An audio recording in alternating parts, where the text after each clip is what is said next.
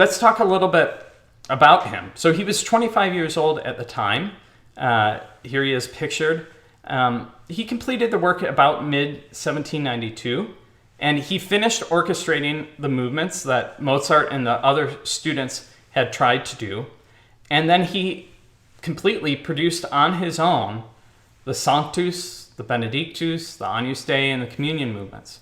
None of this material that we know of exists in Mozart's own handwriting, so it's presumed that Süssmayr invented it on his own.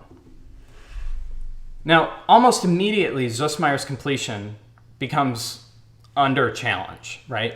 And there's a couple of reasons. First of all, Mozart's sister-in-law here accuses Süssmayr of talking to Mozart at that read-through the day before Mozart died and exchanging information about how to complete the works, the movements that Mozart didn't get to yet.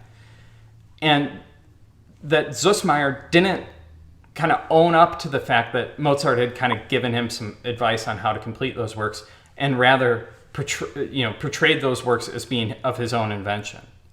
Similarly, Maximilian Stadler here says that he witnessed Süssmayr stealing pieces of paper from Mozart's desk after he died.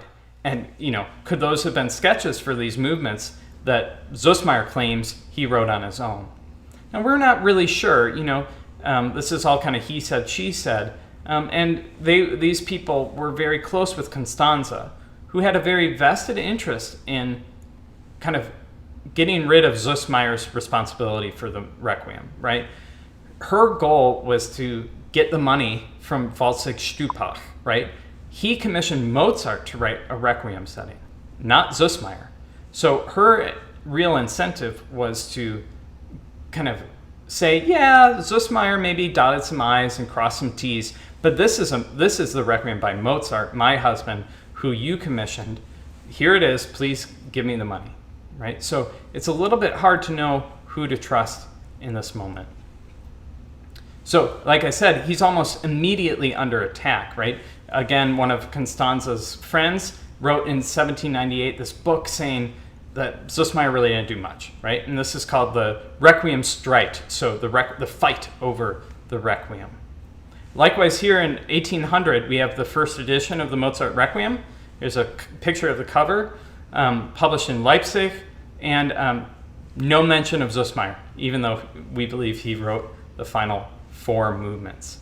So it kind of immediately gets under attack. Now, one of the reasons that that Süssmayr becomes under attack is there are admittedly some maybe clunky moments in the orchestration that Mozart probably wouldn't have made these mistakes. So for those, Süssmayr gets blamed. He can't win. He gets blamed for the sections of the Requiem that maybe could be improved.